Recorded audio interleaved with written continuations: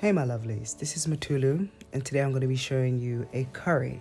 Now this curry is somewhat reminiscent of the Caribbean style of curried mutton. Now I'm not capping at all, trust me. This curry is amazing. So the ingredients are, as you can see, I'm working with some scallion, also known as green onions, also known as spring onions. And I'm working with 10 small spring onions. If you're going to work with the larger kind of the spring onion, then I'd suggest to work with about 5 or 4. That should be fine. The other ingredient would be what you can see on my chopping board is 4 yellow bell peppers. It has to be yellow. There's just something about the yellow bell pepper that gives it this taste for this particular recipe. Okay. Now, what I'm showing you here, which I personally feel that this is very important, okay? When you are cleaning your scallion, you must always chop it down the middle and wash it, because this is where bugs and insects, debris, soil, you name it, tends to be. So you must always wash your spring onions thoroughly.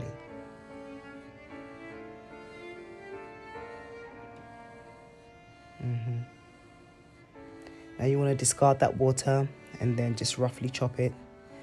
Now you can put it in your blender.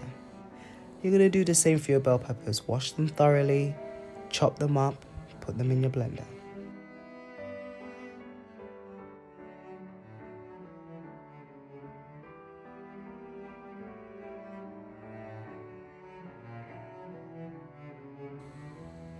The next key ingredient is coriander, also known as cilantro. So you want to work with roughly about 50 grams. This is a mixture of aniseed and fennel. So what you can do is, because I've mixed mine personally, what you can do is you can add 2 tablespoons of fennel, 2 tablespoons of anise, 1 tablespoon of allspice, also known as pimento seed, and 1 tablespoon of annatto seeds. If you're going to work with annatto powder, then you could just work with, I would say, a teaspoon. That right there was Celtic sea salt, and that was a tablespoon. And the cream is coconut cream. Make sure you get the one that is 100%. If you're not going to work with coconut cream, which is vital to this recipe, then you could work with homemade coconut milk, which you can make yourself. So here are my lovely oyster mushrooms. That is going to be my meat replacement. Now it's important that when you wash your oyster mushrooms, you must squeeze the excess water out. This one is imperative. You have to do it, because otherwise you'll end up with a soggy mushroom. When you wash, you must always squeeze. So you just want to roughly chop it up. It's up to you how thick you want your oyster mushroom slices to be. Doesn't really matter.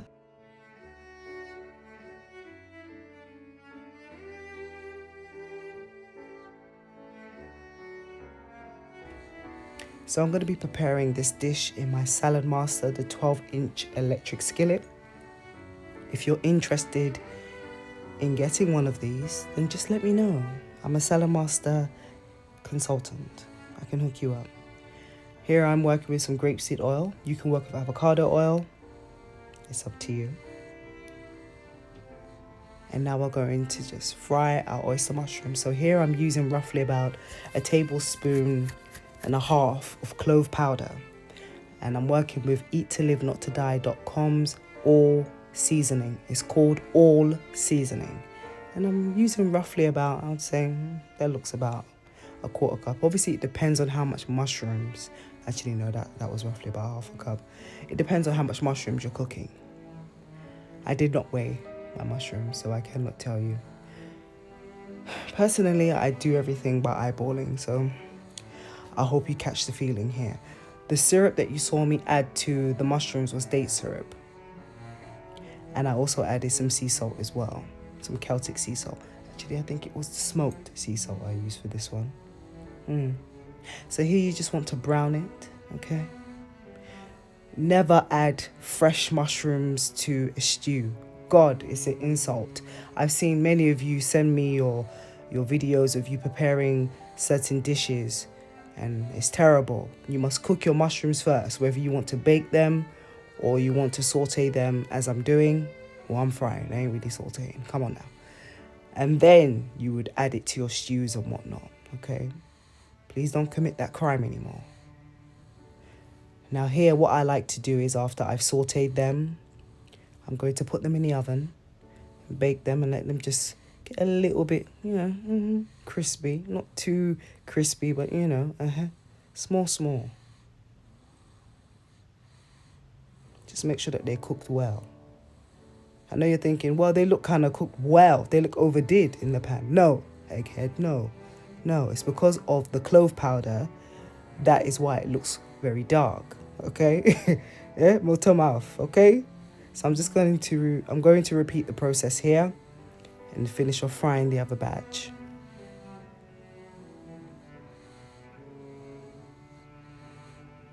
So you may need to add a little bit more oil as the first batch soaked it up. So once the second batch is done, add it to the same tray, and now I'm going to bake everything. This dish. It's amazing. Beautiful. Simple ingredients as well. Very simple.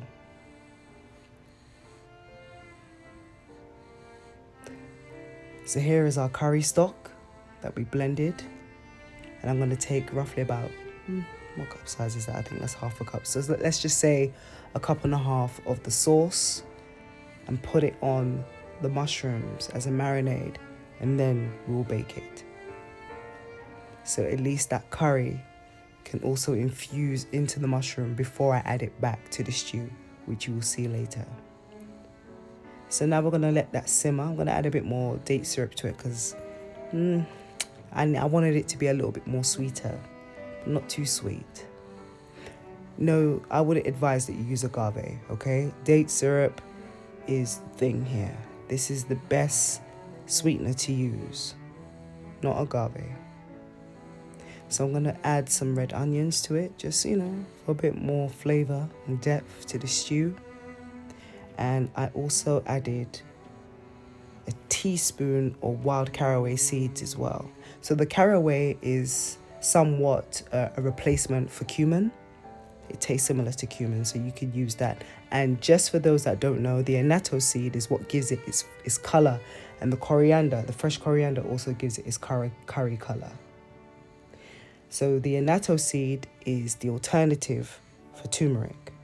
So here, as I cook, I taste and I adjust as I'm going along. So I'm adding a bit more of the coconut cream and some water because it's quite thick.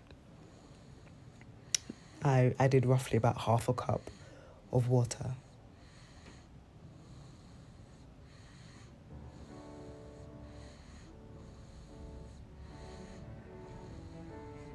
Here I'm adding the wild caraway. And I'm just crushing it in my hands. And here I'm adding some dried thyme. You can add fresh thyme. This was fresh, but it's been dried out. So you can add a bit of that as well. Thyme is such a delicate and fragrant herb. Hence why I prefer to add it at the latter stages of cooking, because then you can really get the feel and the flavor and the, just that aroma from it.